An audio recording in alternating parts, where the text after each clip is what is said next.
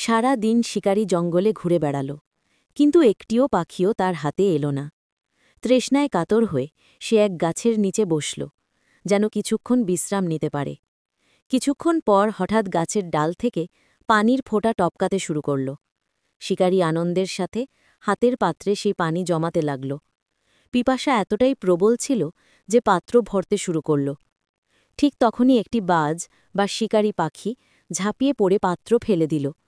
শিকারী রেগে আগুন হয়ে গেল। সে আবার পানি ভরল, আর বাজ এসে আবার সেটি ফেলে দিল। এবার শিকারীর ধৈর্য ভেঙে গেল। সে ক্রোধে ধনুক থেকে তীর বের করে বাজকে মেরে ফেলল। বাজ ছটপট করে মরে গেল। সে রেগে গিয়ে বলল, মূরখ পাখি, তুই চাচ্ছিলি আমি পানি না খেয়ে মরে যাই? তারপর সে আবার পানি ভরতে লাগল, কিন্তু মাথা তুলেই তার শরীর কেঁপে উঠল। সে দেখল গাছের ডালে একটা কালো বিষধর সাপ প্যাঁচানো অবস্থায় রয়েছে।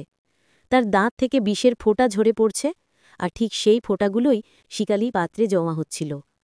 এই দৃশ্য দেখে শিকারীর গা শিউরে উঠল। সে বুঝতে পারল যে বাজ কেন তাকে বারবার তাড়াচ্ছিল। আসলে সেই বাজ তার জীবন বাঁচাচ্ছিল, আর তার রাগ এর জন্য সে তার ভালো বন্ধু হারিয়ে ফেলল।